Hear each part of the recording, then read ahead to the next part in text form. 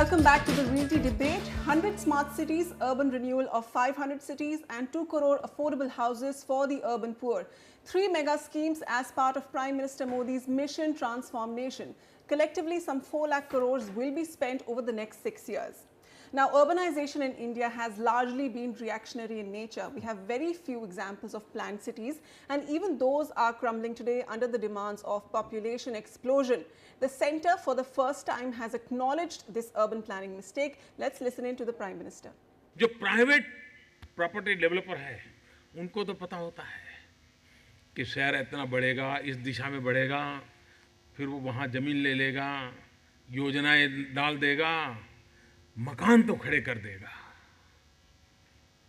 लेकिन जिंदगी जीने योग्य व्यवस्थाएं पहुंचती नहीं है। न रोड बनता है, न बिजली पहुंचती है, न ड्रेनेज की व्यवस्था होती है, और लोग आते हैं, पैसे देकर के मकान भी लेते हैं, बाकी व्यवस्थाएं होती नहीं। क्यों? क्योंकि शहर के नेतृत्व ने शहर नहीं बनाया, कुछ प्रॉपर्टी डीलर ने शहर को बढ़ाया है। ये जो मिसमैच है, उस मिसमैच को बदलना है। Shailesh Pathak, the Prime Minister made a very poignant statement there, a mismatch between the pace at which real estate projects come up and how infrastructure projects are always trailing, and there's a huge time gap between the two. Any micro market that you visit today, be it Faridabad, the Greater Noida extension, any of these, apartment towers standing, no sewerage, no water supply. Is the Amrut mission going to resolve this mismatch? So, I'd like to make 3 points here. One is what the Prime Minister was saying was cities cannot be builder led, they have to be city owner led. And who owns the Indian city today is actually a good question, because according to me, the way cities internationally manage themselves, Indian cities do not. Indian cities are managed by their state capitals. But let's put it aside right now. Coming to specifically the Amrut mission, you know, the focus of the Amrut mission is largely on a tap in every household and a sewerage connection in every household. So, we are talking about full service delivery in the next 5 years. Only after this has been achieved will we move into stormwater drains, pedestrian, non-motorized and public transport, and of course, public spaces, especially recreational parks for children. So, this is a very focused program. It will not fund flyovers, it will not fund all the usual extravagances that we are used to seeing. So, we are talking about quality of life for the average citizen. And remember, this is a pro-poor program. I would say the rich do not have a problem in their taps in their homes, the poor do. The third thing I'd like to say is both Amrut and smart cities are essentially going to be bottom up. So, the point that the Prime Minister made was the city should decide where it should go, not the real estate or the builder lobby. I think is going to be met. You know, I was reading the guidelines, and there is an actual weightage on how many citizens have participated in consultations, especially the disadvantaged, the poor. So, I think Amrut is essentially living up to the President's address in June 2014 that by 2022, every house will have a tap with a sewerage connection with 24/7 power and water. So, I think we are at least gunning for the basic minimum level.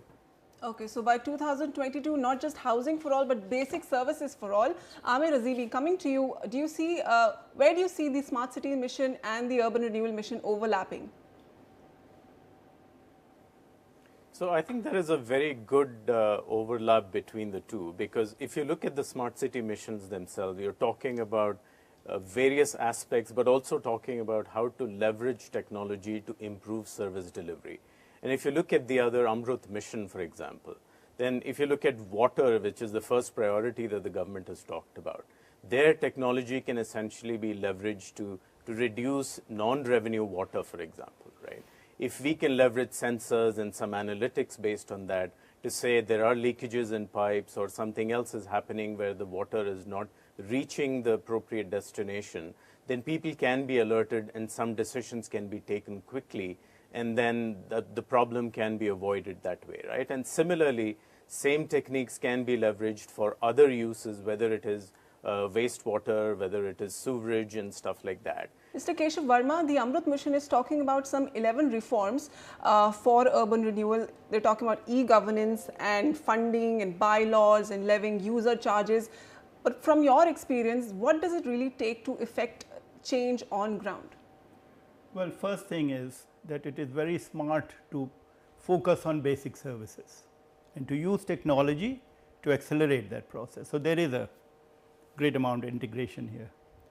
What makes a difference at the lower level? One is civic awareness, a sense of participation in the progress that is taking place, a feeling of pride and connectivity with what is going on. So, when meters are being put and you have to become more accountable for paying your taxes, people should do it in an enthusiastic manner, not get cynical about it. So, again going back to Ahmedabad, one of the things that we found in Ahmedabad was the kind of joy and pride the residents of Ahmedabad felt in paying up their arrears of taxes, in paying up and in committing themselves to innovations, to new systems, which were actually. And how did you incentivize that? How did you encourage that? One is through a great amount of visibility.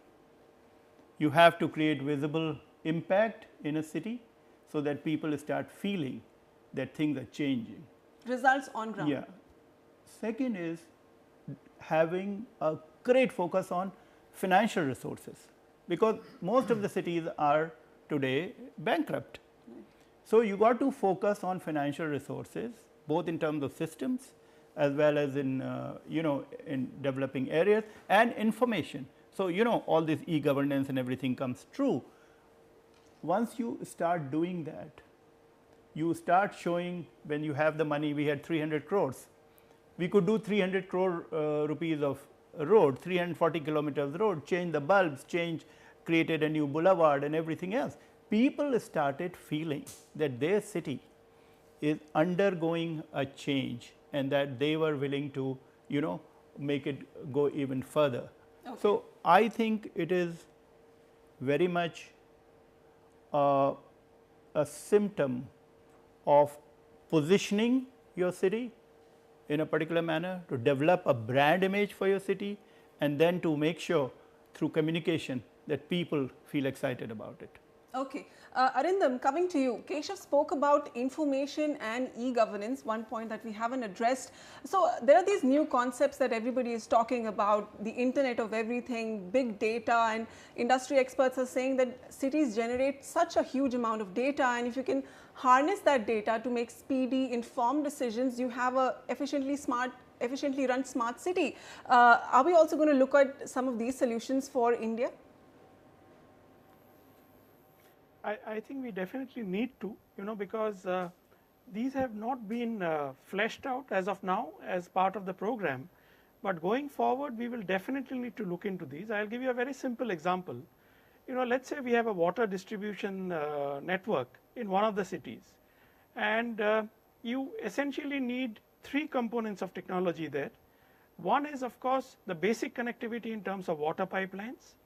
Then you need to have network level instrumentation, which could be pressure flow meters for tracking the water distribution flows and identifying if there are leakages, etc.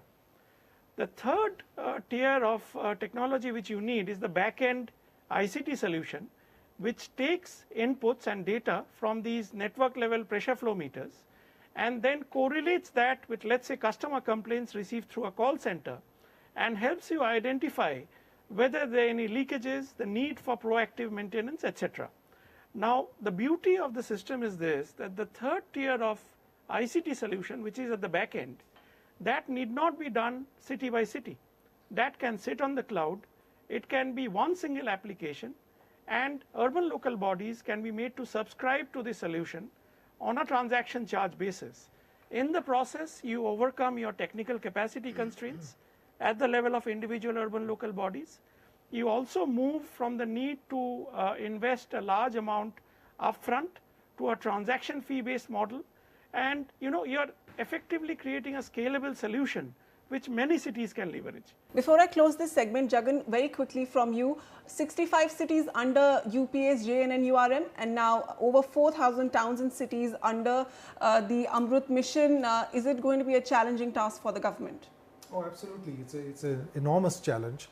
But I think the vision that has been spelled out is that we need to achieve things within a certain reasonable period of time. We need to deliver the goods to all urban citizens, and we need to do it through an instrumental logic so that we actually use whatever means are at our disposal, whether they are capacity building or they are technology or better improved financial management, and most importantly, integrated and evidence-based planning which converges all these efforts. We've got to use all of this, the power of all of this, to deliver results and outcomes within a very reasonable period of time, 2019, 2022. These targets are very, very ambitious targets, and it requires a very large and concerted effort, and I think that needs to be underlined.